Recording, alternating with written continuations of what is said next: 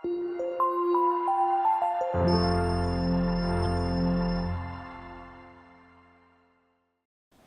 ating pong tema for this month is benevolent stewardship. Benevolent stewardship. When we say benevolent, these are charity freely given. Hindi mo ito binayaran, hindi mo ito pinagpaguran, it was freely given to you. Kaya kapag merong mga nagsusulisit or mga namamalimos, at binigyan mo sila, ang tawag po natin doon ay benevolence. Di nila binayaran yon, di nila pinagpaguran, it was freely given. Benevolence. Ngayon, nasa buwan po tayo ng July. Every year ay nag-aalat po tayo ng isang buwan, which is July, para pag-usapan po yung stewardship. Ito yung mga blessing na binigay ng Panginoon sa atin, and how could we become good stewards of God's blessing sa mga buhay po natin. At alam po natin, yung mga grasya ng Diyos na tinatamasa natin ngayon ay mga benevolence ng Panginoon sa atin. Ibig sabihin, hindi natin deserve ang mga ito. And yet, they were freely given to us. Maaaring nagtrabaho ka, kumita ka ng pera, pero yung lakas mo at talino mo na ginamit mo sa pagtatrabaho, galing sa Panginoon. So, madaling salita, lahat ng meron sa atin, galing sa Panginoon. So, we are now become stewards. Mga katiwala tayo ng Panginoon. Pinagkatiwala sa atin ng Panginoon yung mga bagay na meron tayo. Yung lakas mo, yung talino mo, yung buhay mo, yung mga resources mo, mga abilidad mo, at kung ano man yung meron sa atin ngayon. They were all freely given to us. At kapag pinag-usapan po ang stewardship, we have to admit na number one na nasa isip po natin ay pera. Kaya ngayong umaga, ang title po ng ating pag-aaral, Money Talks, Usapang Pera. Money Talks, Usapang Pera. Alam ko, this is a very sensitive topic. Pero ang ating Panginoon, throughout His teachings and mga parables sa New Testament, mas maraming beses niyang tinakel ang pera kesa sa impyerno at langit. Pagsamahin mo yung topic ng impyerno at langit, mas maraming beses pa rin na tinakel ng Panginoon ang pananalapi. Kaya kahit sensitive ang topic na ito, I believe kailangan din nating pag-aralan. Kung ang Panginoon tinuro niya ito, therefore kailangan nating pag-aralan. So money talks, usapang pera. Ngayon, since ako po ang magtuturo nito, disclaimer, I'm not a financial expert. In fact, hindi po ako nag-aral ng financial management. Zero knowledge ako pagdating sa finances. Kung ano man yung sistema na ginagawa natin sa church, how to manage our finances, yung finances namin sa pamilya, more on common sense lang yun. So, I'm not a financial expert. Pero, ang pag-aaralan po natin ngayon ay mga prinsipyo that are found in the Word of God. Sa salita ng Panginoon, yun po yung mga tatalakayin po natin. At kung paano natin mai-apply ang mga ito sa tunay na buhay po natin. Okay lang po ba ang pag-usapan natin ng pera ngayong umaga? Sino po ba ang walang pera ngayon? Pas nga po kamay. Yung totoo, yung wala ka talagang pera, yung kahit na 5 piso lang sa bulsa mo, wala. Sino po yung walang pera? Nasa kamay.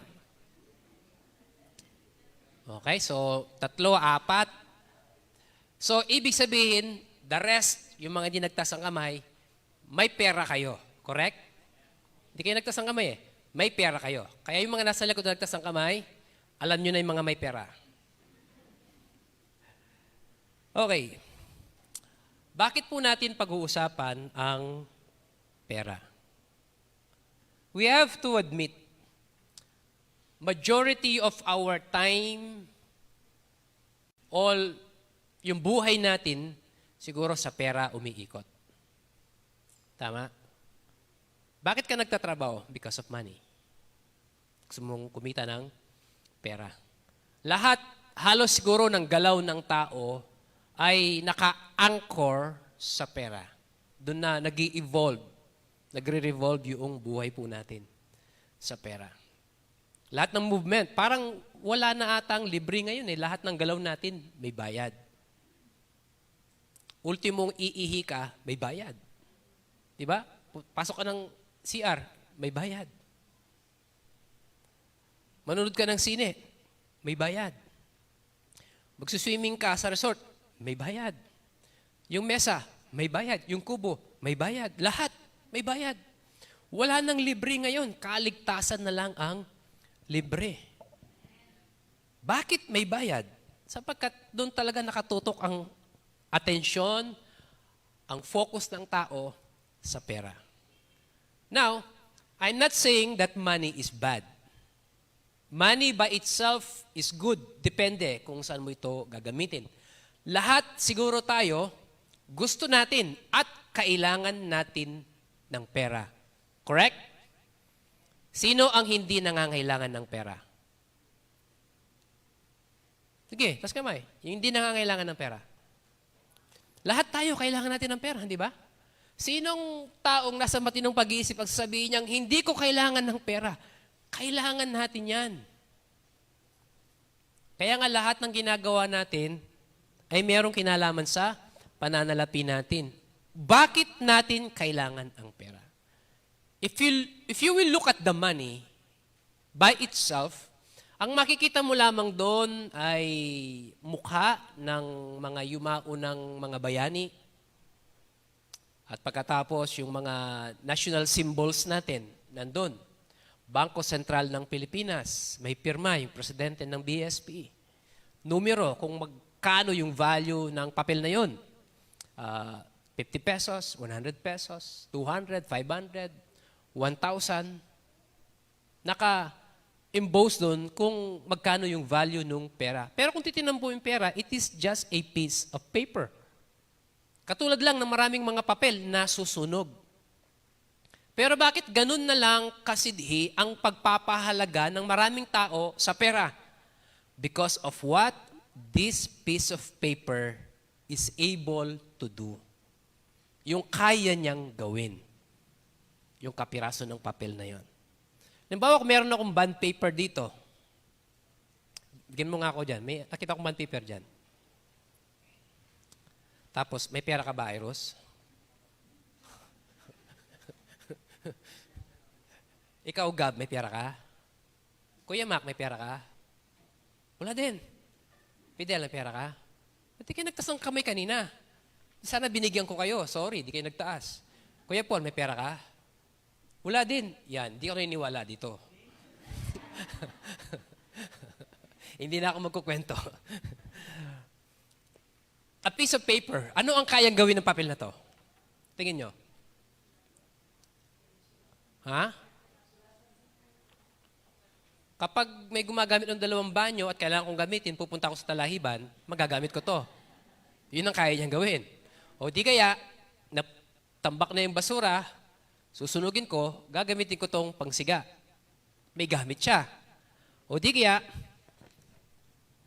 susulatan ko ng love letter yung asawa ko, ito yung gagamitin ko. May gamit siya. Di ba? Yun yung kaya niyang gawin. Ngayon, kung itong papel na to ay iiwan ko dito, lahat ng may gusto sa inyo na, kukunin nyo? Hindi. Di ba? Kasi, hindi nyo nakikita yung gamit niya para sa inyo. Pero kung halimbawa lang ha, hiramin ko yung tights ko. Iiwan ko yung papel na to dito. Sabihin ko, after ng service, yung may gusto, sa inyo na. Magunahan tayo. Bakit? Anong pinagkaiba nung ubi na to sa puti na to? Ang pinagkaiba nila, yung kaya nilang gawin. Correct? Kaya, maraming mga tao, nag-i-evolve ang buhay nila sa pera because of what money is able to do. yung kayang gawin ng pera. Ang problema nito, sa pera na lang nakafocus ang tao. Na nakakalimutan na nila yung ibang mga bagay sa buhay nila. Yung, for the sake lang na magkaroon ka ng pera, sa trabaho mo mag-overtime ka para may maidagdag sa iyong sasahurin. Tama? Instead na uuwi ka na ng 5 o'clock, makapagpahinga ka na, makasama mo yung pamilya mo, makakwentuhan mo pa sila, makanood ka ng balita, pero uuwi ka ng 9 or 10, tulog na lahat. At pagod ka na, matutulog ka na rin. Kinabukasan, maaga kang gigising sapagkat ayaw mong malate sa trabaho. Ang kakambal ng late sa trabaho, deduction sa sahod. Ayaw mo namang mabawasan yung sasahurin mo. Gusto mo nga, maragdagan pa eh. So, natulog ka ng late, gigising ka ng maaga. Kapag araw-araw, ganun ang ginawa mo, palagi kang kulang sa tulog, anong mangyayari sa katawan mo? Babagsak. Magiging susceptible sa sakit. So, you're going to lose your health just to gain money. Pagtanda mo, marami kang ang ipon, but you lost your health. So, anong gagawin mo ngayon? To gain the health that you lost, you're going to lose the money that you gain. Mamimigay mo yan sa mga doktor, bibili ka ng vitamins. Para bumalik yung kalusugang nawala. Yung naipon mong pera, mamimigay mo din. It doesn't make sense. At ang Panginoon, hindi yun ang gusto niyang mangyari sa buhay natin. Na huwag nating masyadong i-focus yung attention natin sa pera lang. There are things in life that are more important than money. Meron pong isang lalaki, bumili po siya ng mamahaling kotse, Ford Mustang, at saka mamahaling relo, Rolex. Alam niyo ba kung magkano yung Ford Mustang? Yung 2024 model ngayon? It's 3.5 million pesos. Bigyan mo ko ng 300,000, makakabili na ako ng kotse. Ito, Mustang, 3.5 million pesos. Pakita mo, Iros. 3.5 million pesos.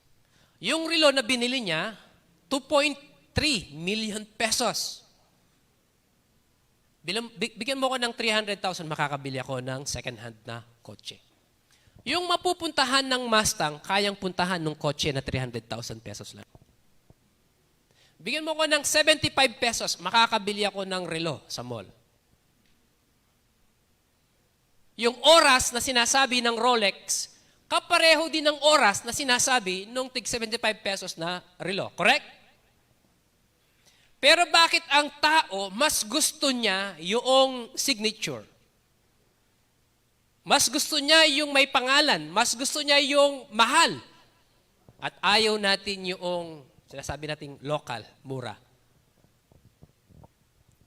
Pag yung anak mo nagpapabili ng sapatos, gusto niya, Nike. May model yun, may design pa. At gusto niya, sa mall pa. Sa palengke, hindi ba tayo makakabili ng Nike? Ha? Makakabili tayo.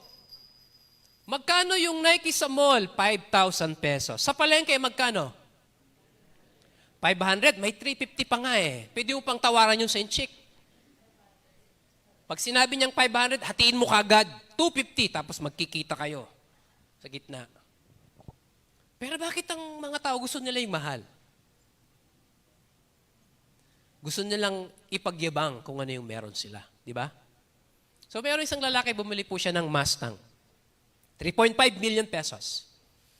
Bumili siya ng relo, Rolex, 2.3 million pesos. Saang kamay sinusuot po ang relo? Sa kanan, sa kaliwa?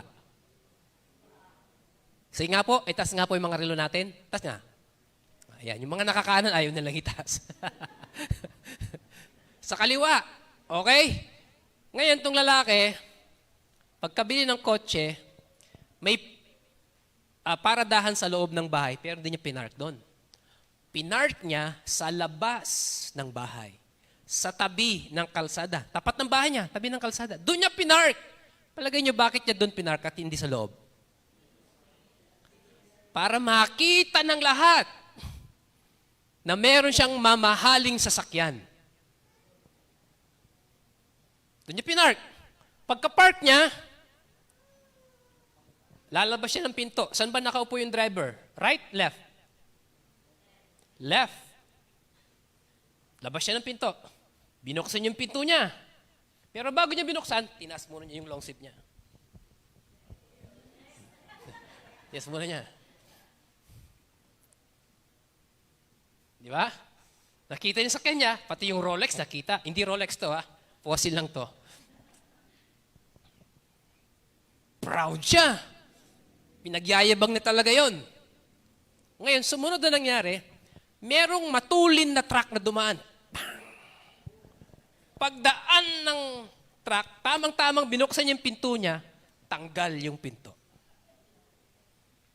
Ngayon, yung kanang kamay, dumukot sa kanang bulsa. Kinuha yung cellphone. Galit na galit. Doon sa truck, tumawag ng pulis. Pagdating ng pulis, tumawag ng ambulansya yung pulis. Ang sabi ng lalaking ito, galit na galit, kahit anong repair ng shop ang gawin nila dito, hindi nito magiging katulad ng dati. Nasira na. Ang sabi ng pulis sa kanya, Sir, maghunos dili ka. May mga bagay na mas mahalaga kaysa sa kotse. Ang sabi ng lalaking ito, paano ka nakakapagsalita ng ganyan? Sa pagkakataong ito, sira na yung kotse ko. Sir, hindi ba nakikita? Pati yung kaliwang kamay mo nawala. Nung nakita niyang nawala yung kaliwang kamay niya, yung Rolex ko! Saan? Yung Rolex niya, iniisip niya, hindi yung kamay niya. Nakita niyo? Ini-ignore natin yung mga mas mahalagang bagay, nakapokus na lamang tayo dun sa mga ari-arian natin. Ganun ba tayo? Okay, bago ako magpatuloy dito, katulad ng sabi ko, this is a very sensitive topic. Bato-bato sa langit, ang tamaan, huwag pong magagalit. Amen? Huwag po kayong magagalit sa akin. I'm just going to bring you the message of God. Pinag-uusapan po natin ang pera. Alam nyo, ang sabi nila, if you want to see the true color of a man, either you give him money or you take money from him. Take away money from him. Bigyan mo siya ng pera, maraming pera, o di kaya utangan mo siya. Makikita mo yung tunay na kulay ng tao. Pagdating sa pera nga naman. Ngayon, hindi ko nila lahat. But I'm talking generally. Ito yung kadalasan yung nangyayari. Alam nyo yung tipong kapag manghihiram siya sa'yo, mukha siyang pusa, napakaamo. Kapag maninigil ka na, mukha na siyang tigre. Ano ba ang nagpapalapit sa atin sa Panginoon? Ano yung medium na ginagamit ng Diyos para mapalapit tayo sa Kanya? Sino po dito ang may mga best friend? May best friend kayo. Ruko, konti lang ang may best friend.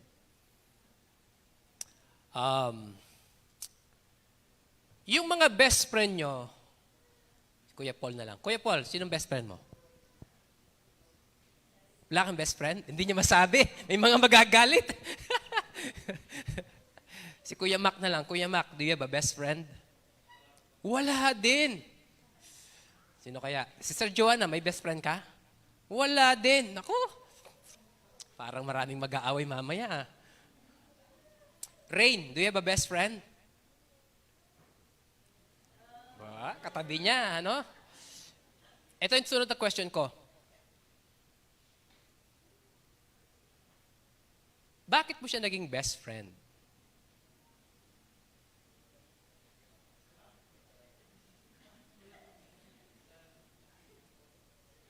Sa school. Hindi, bakit?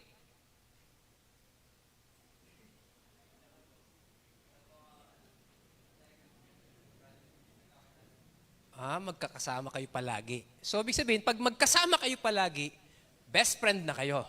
Tama? So, kung pagbabasihan natin yung definition niya ng best friend, Paul, alam ko na kung sinong best friend mo.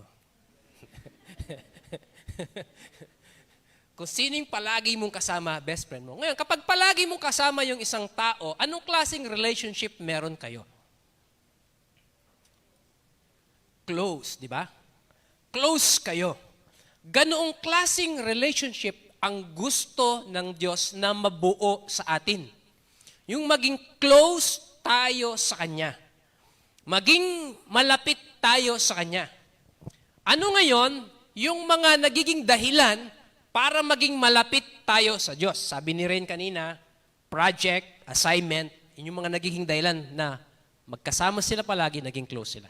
Sa buhay naman natin, ano yung mga ginagamit ng Diyos para maging close tayo sa Kanya? Kailan ba tayo nagiging close sa Panginoon? Ha? Kailan tayo nagiging close sa Kanya? Kailan tayo lumalapit sa Kanya? Kapag may problema. Ngayon, makinig kayo mabuti ha. Gusto ng Diyos maging close tayo sa Kanya. At lumalapit lang tayo sa Kanya kapag may problema. Okay, ganito ang gagawin ng Panginoon. Anak, yaman din lamang na kapag may problema ka, doon ka lumalapit sa akin. So, ang gagawin ko, bibigyan kita ng maraming problema para lalapit ka palagi sa akin. Napapansin niyo yan? Yung mga problemang dumarating sa atin, they come one after the other. Katatapos lang ng isang problema, meron na naman. O di kaya naman, hindi pa tapos, may namumuo na namang problema. Ang mahirap nito, nagpapatong-patong yung mga problema. Bakit? Sapagkat gusto ng Panginoon maging close kayo. Gusto ng Panginoon lumapit ka sa Kanya. Yun ang gusto ng Diyos. At dahil yan ang nakikita niyang paraan para maging close ka sa Panginoon, bibigyan ka niya ng maraming problema. So, naintindihan niyo na ngayon kung bakit marami tayong problema at hindi nauubos. Sa kabilang banda naman, hindi lang problema minsan ang nagtutulak sa atin na lumapit sa Panginoon. May mga pagkakataon na yung blessing ng Diyos ay nagiging dahilan din para lalo tayong lumapit sa Kanya. Lalo tayong magtapat sa Kanya. At kapag yun ang nakita ng Panginoon, napansin ko, sa tuwing pinagpapala kita, lalo kang nagtatapat sa akin. So, ang gagawin ko, lalo kitang ibibless. Ganun ba tayo? So, dalawa. Yung medium na ginagamit ng Panginoon para mapalapit tayo sa Kanya. Problema, tsaka pagpapala. Problema, at tsaka pagpapala. Ngayon, yung klase ng relationship na gusto ng Panginoon sa atin, either problema man o pagpapala, yung nagiging dahilan para maging close yung relationship natin sa Panginoon, hindi lamang relationship ang gusto ng Diyos atin. Kapag maganda yung relasyon natin sa Panginoon, of course, yung mga anak ng Diyos, na maganda yung relasyon nila, walang ibang hahangarin ang Diyos na magkaroon ka ng magandang buhay. Good life. Maraming beses pinangako ng Panginoon yan. Good life. Ngayon, ito yung problema na dumarating.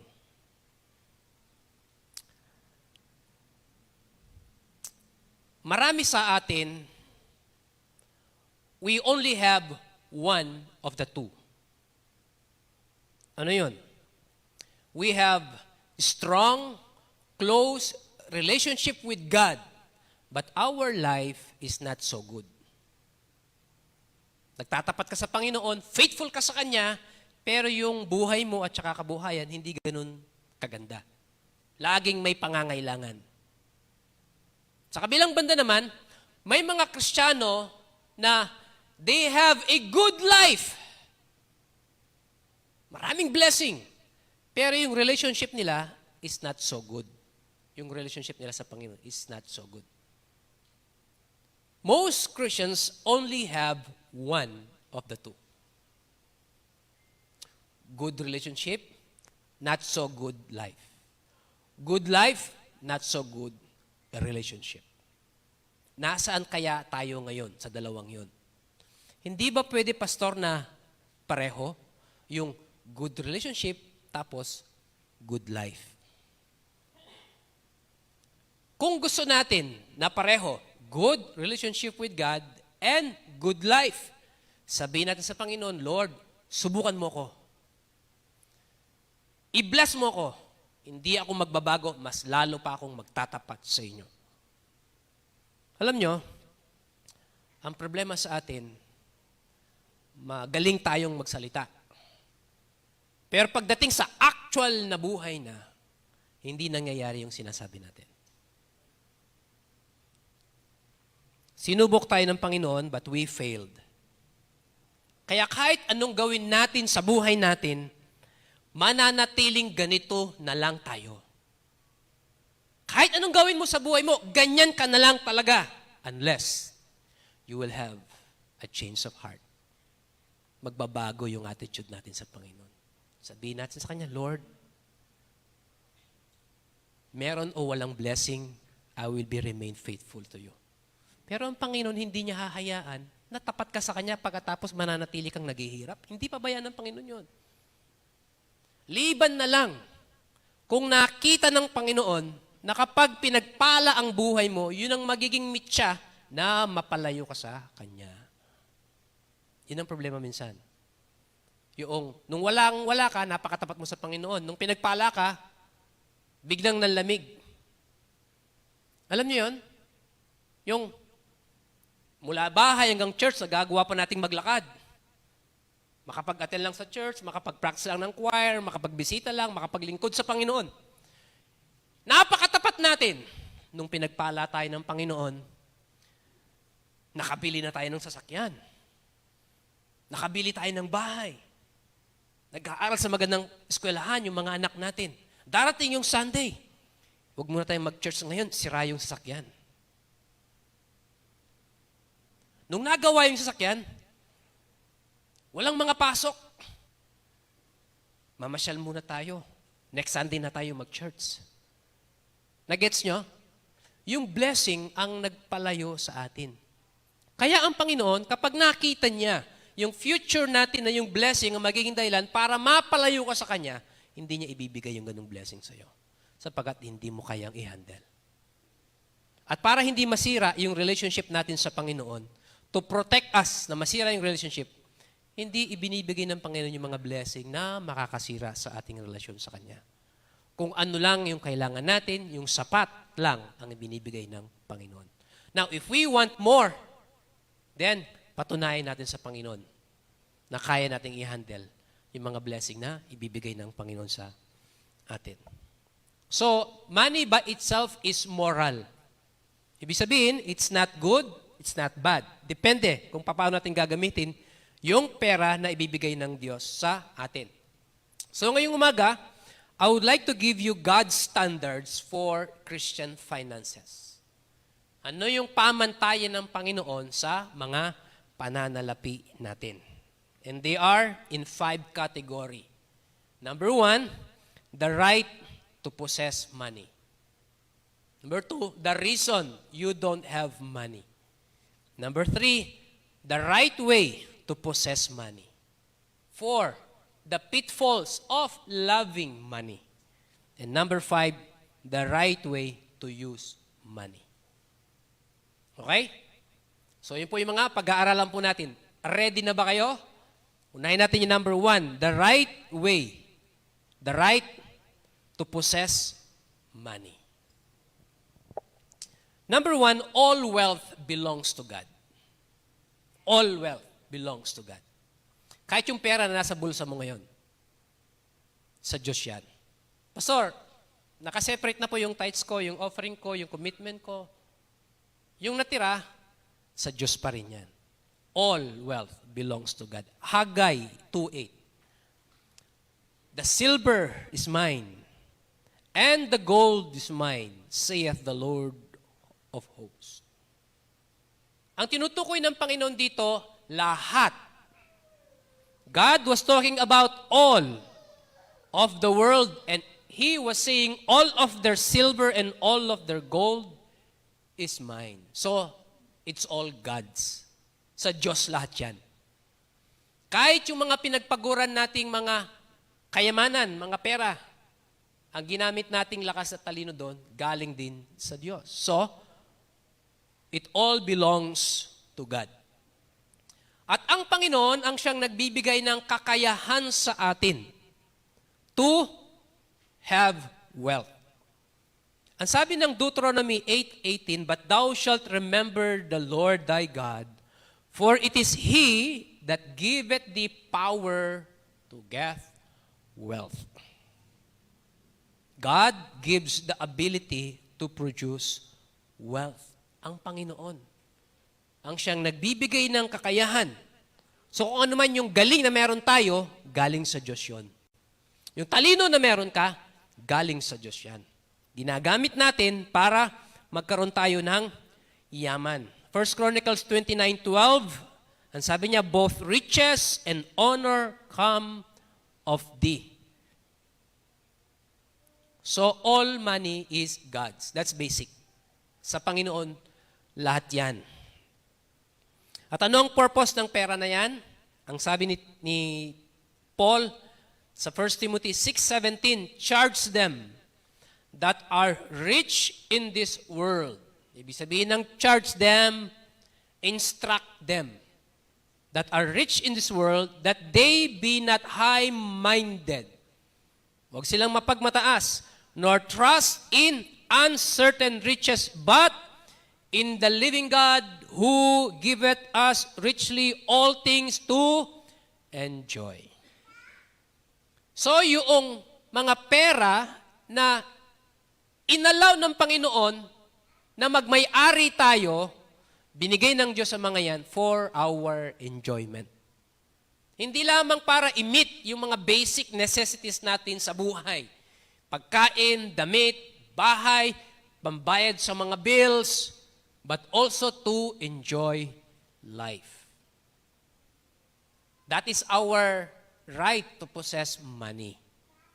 Lahat tayo ay inalaw ng Panginoon, binigyan ng karapatan ng Panginoon na magkaroon ng pera for that reason. To meet your basic needs and to enjoy life. Pwede mo bang i-enjoy ang buhay ng walang pera? Pwede ba? Pwede ka bang maging masaya nang wala kang pera? Pwede. Pero bakit hindi tayo masaya pag wala tayong pera? Masaya ka ba pag wala kang pera? Aminin natin, tao tayo. Irritable ka, mainit ang ulo mo pag wala kang pera. Pero kapag may pera ka, saya-saya natin. Di ba? Napakagalante natin. Iba talaga nagagawa ng pera sa buhay ng tao. Ngayon, hindi naman tayo nagmumukhang pera. Pinag-aaral natin to. It's a basic needs for survival. Sapagkat lahat ng bagay dito sa mundo, umiikot talaga doon. So, we have that right to possess money. Number 2, the reason you don't have money. Alam kong hindi kayo masyadong interesado sa number 1, pero sa number 2, interesado kayo dito. Gusto niyo bang mahalaman yung dahilan kung bakit wala kang pera? Ready na kayong pakinggan to? 11:12 na, tuloy natin next Sunday. O tuloy natin ngayon. Do you want to know the reason why you don't have money? Okay. Pag-aralan natin ha. Number 1, Proverbs 28:12. He that hasteth to be rich hath an evil eye, and considereth not that poverty shall come upon him. Yung nagmamadaling yumaman, sila yung lalong naghihirap. Paano ba yumaman ng mabilis? Do you know a way paano yumaman bigla? Taya tayo ng loto. Hindi naman tayo tumataya ng loto eh. Taya tayo ng weteng. Punta tayo sa casino. It's a game of chance. God doesn't operate on chances. God operates by faith. Proverbs 11:24. There is that scattereth, yet increaseth. Ang nasa isipan ni King Solomon dito, nung sinulat niya to, ay yung magsasaka na nagtatanim. There is that scattereth and yet increaseth. Yung naghasik ka pero mas lalong sumasagana.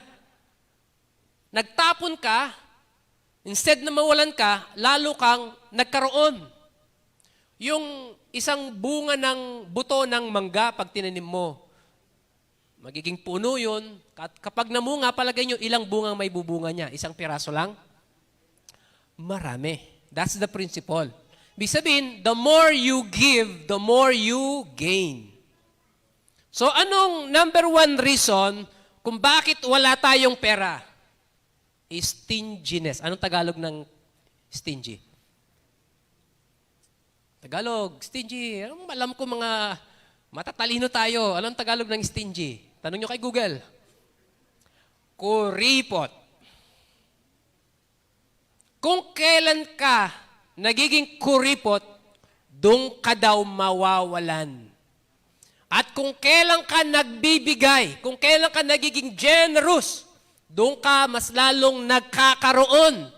That is the very principle of sowing and reaping. Pag meron kang itinanim, meron kang aanihin. At maging si Apostol Pablo, aware siya sa principle na yun. Kung kaya tinuturo niya, they that sow sparingly shall reap sparingly. Kapag kukunting itinanim mo, kukunti ang aanihin mo. Pero kapag marami kang pinamigay, mas marami kang tatanggapin. Pero kapag hindi ka na nagbibigay, nagiging kuripot ka, mas lalo kang mawawalan. So wala tayong pera, number one, kuripot tayo. Sabihin nga natin, wala po akong pera kasi kuripot ako. Sige, sabihin nyo. Hindi nyo masabi. Kasi masakit, di ba? Masakit aminin na kuripot tayo. Meron pong isang lalaki by the name of Paul. Hindi po si Kuya Paul, ha? By the name of Paul na ubod ng kuripot. Ayaw niyang gumagastos. Pag nagkakasakit siya, naghahanap siya ng free clinic. Pero mayaman to.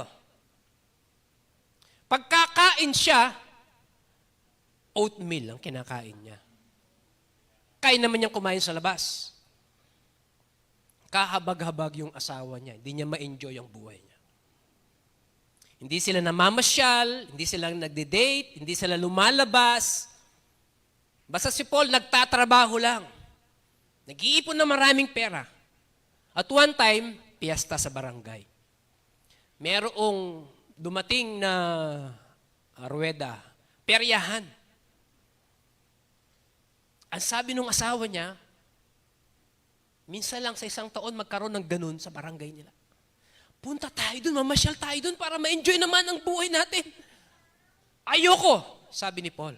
Gagastos tayo dun. Ayokong gumastos. Sige na. Nag-away sila. Sa kakapilit, napapayag niya. Sige, in one condition, hindi tayo gagastos doon. Pumayag. For the sake lang na makapunta. Kasi ang goal ng asawang babae, makapunta doon. Yun ang una niyang goal. Pag nakapunta na sila doon, bahala na. Pumayag. Basta hindi sila gagastos. Sila doon. Maraming nakita yung asawang babae na gusto niyang bilhin. Kasi kaganda ng sandok na to, kalderong ito, kawaling ito. Dami niyang gustong bilhin. Pero bawal gumastos. Malungkot. Then meron silang nakita na Cessna plane. 500 pesos, 10 minutes of flight. Yung lalaki, hindi pa siya nakasakay ng eroplano buong buhay niya. Gusto niyang masubukan. Ang pwede lang sumakay sa Cessna plane, 3. Yung piloto tsaka 2 pasahero lang. Kaso, ayaw niyang gumastos. Pero gusto niya sumakay. Dahil sa napakakuripot niya, kinausap niya yung piloto, sabi niya, pwede bang sumakay kaming 2? Magbabayad ako, i-free mo na yung asawa ko. Magbabayad naman ako eh. I-free mo na yung asawa ko. Parang lugi yung piloto. Pero, isip ng piloto, siya din naman yung gasolina ng kukonsumo niya, kahit ilan ang pasahero niya, lilipad pa rin siya. O sige, sabi niya, kumayag siya. In one condition. Basta hindi sisigaw yung asawa mo. Pag sa taas tumili siya, magbabayad ka ng 2 tao. Pumayag. Sumakay sila. Runway. Lipad. Nag-acrobat sa taas yung aeroplano. Nagbaligtad. After 10 minutes, naglanding. Sabi ng piloto, bilib po ako sa inyo, hindi nyo napasigaw yung asawa nyo. Kasi nahulog na siya, sabi niya. Hindi pala niya sinitbelt. Nahulog yung asawa niya. Nakalibre siya. Alam niyo yung nagagawa ng pagiging kuripot? Yung di bali na mayroong mapahamak, huwag ka lang gagastos. Again, bakit wala po tayong pera? Wala po akong pera kasi kuripot ako. Sige nga, sabihin nyo. Number 2.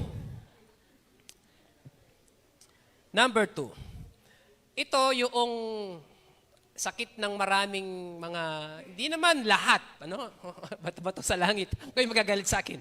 Hindi naman lahat. Sakit ito ng maraming mga kababaihan. Ay yung tinatawag na impulse buyer. Uy, may sale. Uy, laki ng discount. Uy, may promo. Bili doon, bili dito, bili dito. Kahit hindi kailangan, binibili. Tapos natatambak sa bahay. Hastiness, yung nagmamadali kang bumili. Proverbs 21:5. The thoughts of the diligent tend only to plenteousness. Ang ibig sabihin po ng diligent, masinop, maingat.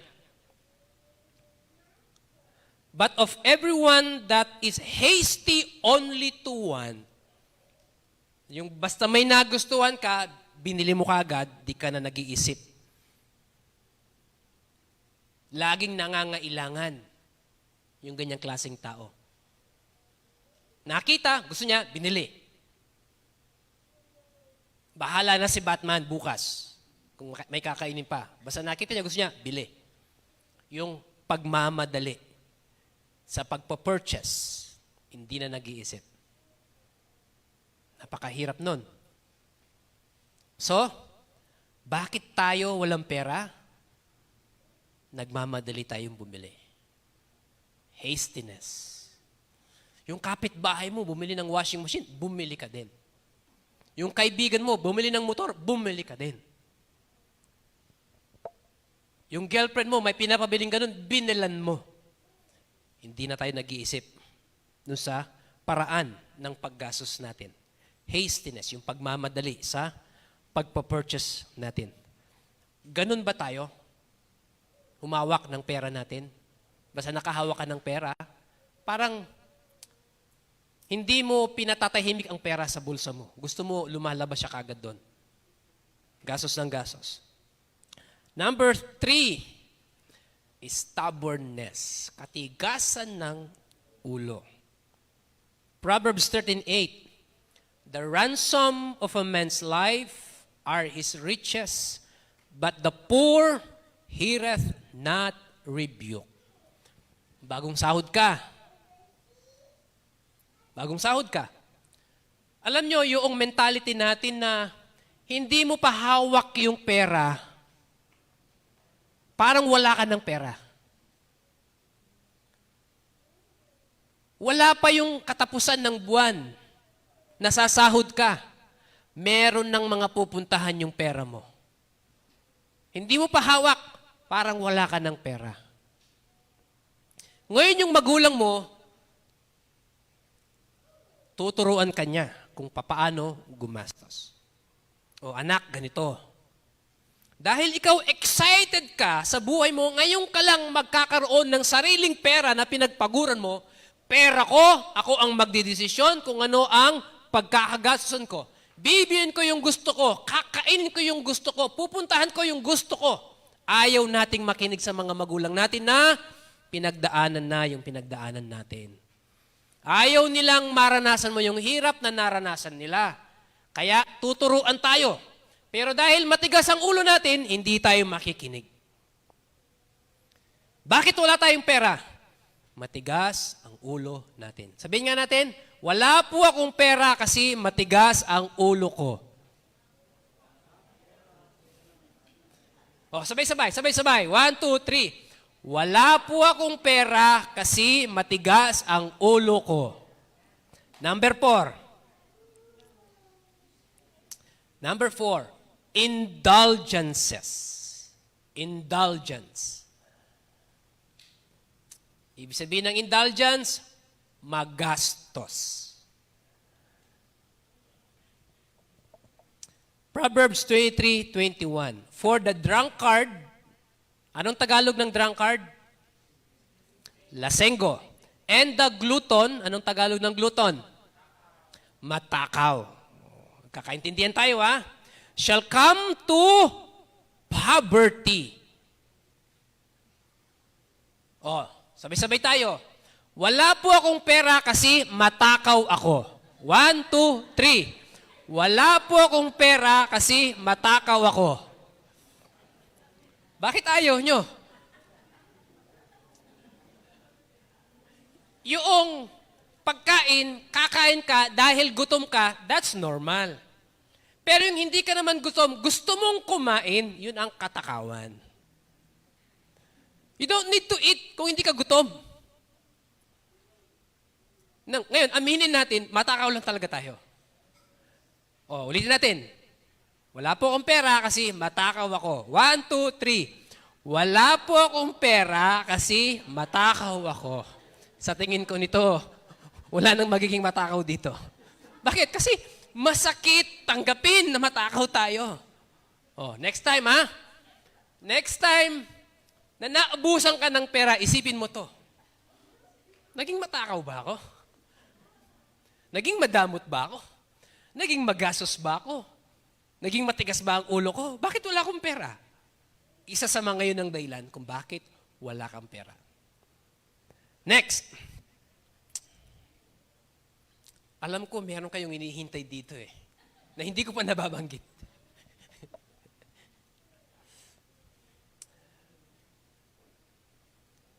Anong susunod natin? Yan. Wala po akong pera kasi tamad ako. Oh, sabay-sabay tayo. Ready? Begin. Wala po akong pera kasi tamad ako. So, that is obvious. Pag wala kang pera, kasi tamad ka. So, next time, alam na natin. Yung pera, pinagpapaguran. Pinagtatrabahuan. Yes, paminsan-minsan, pwede tayong humingi. Pero wag tayong umasa na lang sa hingi. Dahil yung hinihingan natin, hindi habang panahon merong ibibigay. Mas mainam na ikaw yung nagtatrabaho sa sarili mong pera. Kasi alam nyo, yung hingi, hindi yung pinagpaguran, napakadaling gastusin nun. Pero kapag pinagpaguran mo, tumuloy yung pawis, dugo, sipon, laway sa trabaho mo, napakahirap gastusin. Chine-cherish mo yun, pinagyayaman mo, sapagkat alam mong pinagpaguran mo. Pero kapag hindi mo pinagpaguran, napakadaling gastusin. Kaya yung mga tamad, walang mga pera. Aminin natin, may mga pagkakataon sa buhay natin na wala tayong pera kasi tamad tayo. So these are the reason why we don't have money. May isa pa ba dyan, Iros? Yan, meron pa. Number 6, craftiness. Pagiging tuso o magulang. Ito yung sakit siguro ng maraming Pilipino. Yung nangutang ako. Tapos, dumating na yung time na kailangan kong bayaran yun. Wala akong pambayad. So, anong gagawin ko para mabayaran ko yung utang ko? Ano? Anong gagawin ko? Mangungutang. Para may pambayad. O, nakabayad na ako doon. Ito naman, maniningil na. Wala rin akong pambayad. Paano kung makakabayad sa kanya? Mangungutang uli. Yung cycle na yon. Nangutang ka, pagkatapos na pinababayad mo sa utang mo ay utang din pinarusahan mo sa sarili mo. Ang mahirap nun, paano pag may interest pa yon? Wala ka nang ginawa sa buhay mo, nagtrabaho ka para lang magbayad ng utang. Hindi mo na-i-enjoy yung pinagtrabahuan mo. Dahil pinambabayad mo lang ng utang. Ang tawag natin doon, credit. Yung hindi mo pa kinikita, hindi mo pa sinasahod, nagastos mo na. Yung enjoy now, suffer later. So these are the following reason why we don't have money. Ang sabi ng Proverbs 28:19, He that tilleth his land shall have plenty of bread. But he that followeth after vain persons shall have poverty enough. Alam nyo, yung pagiging magulang natin, pagiging tuso natin, kapag pinakisamahan natin yung mga taong tuso, nagiging tuso din tayo. Nagiging magulang din tayo. Natututo din tayong mandaya. Always do what is right. Amen? So the following are the reasons why we don't have money. Number 3, the right way to possess money. Parang mas maganda to Yung nauna, the reason you don't have money. Kung nakita na natin yung mga dahilan bakit wala tayong pera. Ngayon naman, the right way to possess money. Papaano magkaroon ng pera? Ready na kayong malaman paano kayo magkapera? Okay, oras po natin 11:30. Ituloy natin to next Sunday. Amen? Kasi baka di na kayo bumalik next Sunday pag binigay ko sa inyo to. Ituloy natin ito next Sunday. Paano magkaroon ng pera? Yan ang tatalakayin natin next Sunday.